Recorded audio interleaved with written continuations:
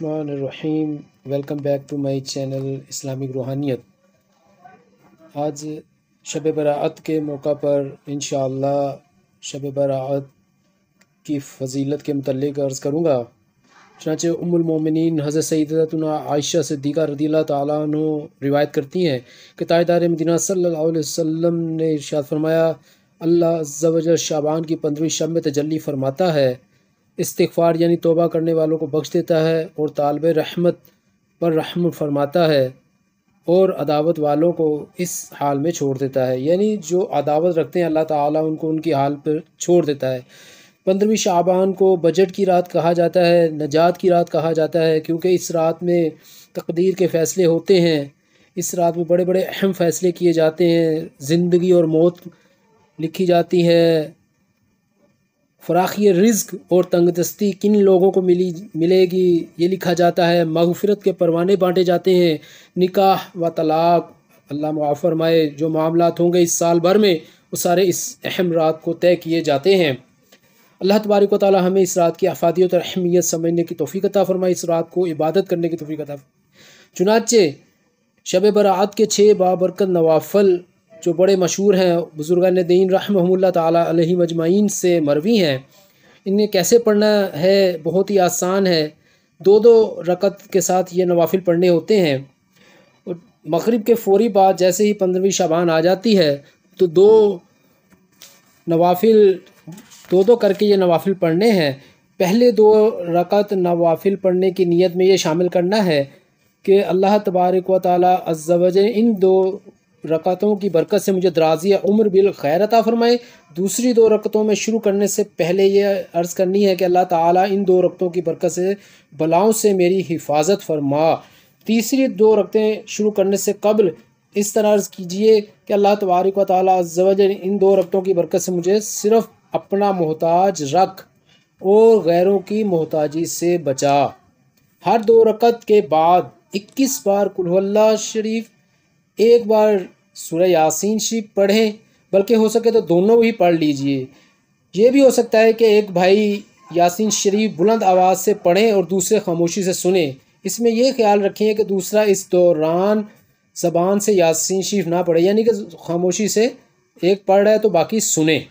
انشاءاللہ رات شروع ہوتے ہی ثواب کا انبار لگ جائے گا۔ ہر بار یاسین شریف پڑھنے کے بعد سورہ نصف شعبان المعظم کی دعا جو ہے عربی میں وہ پڑھنی چاہیے، وہ بھی میں اس لنک میں دے دوں گا ڈسکرپشن میں۔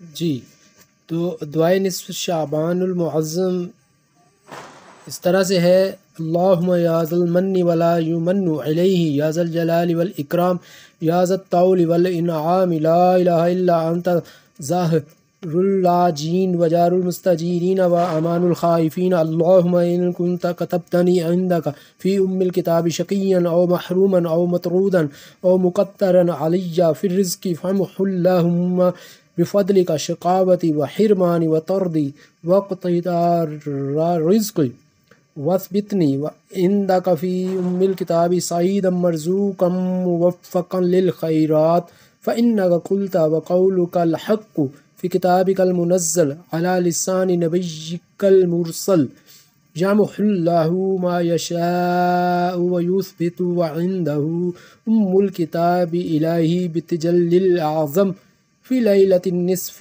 من شہر شعبان المکرم التي يفرق فيها كل أمر حكيم ويبرم أن تكشف عنا من البلاء والبلواء ما نعلم وما لا نعلم أنت به أعلم إنك أنت العز الأكرم وصلى الله تعالى على سيدنا محمد وعلى آله وصحبه والحمد لله رب العالمين۔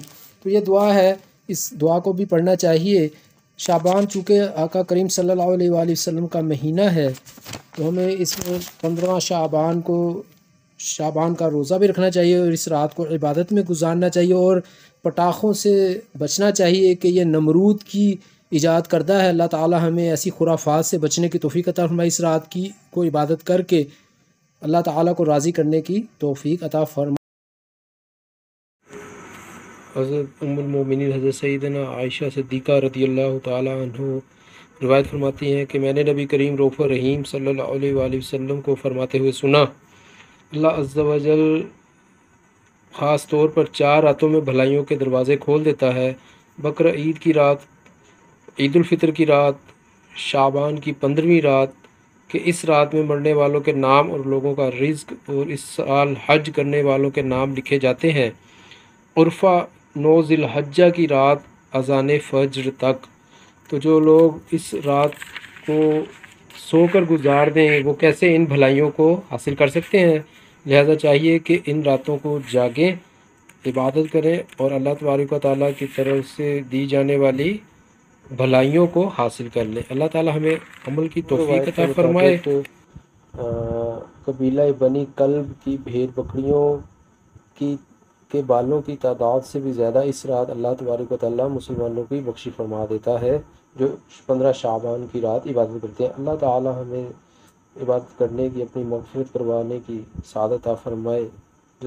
جزاک اللہ فی الدارین خیرہ۔ میرے چینل کو سبسکرائب کیجیے گا، لائک اینڈ شیئر بھی کر دیجیے گا۔ جزاک اللہ۔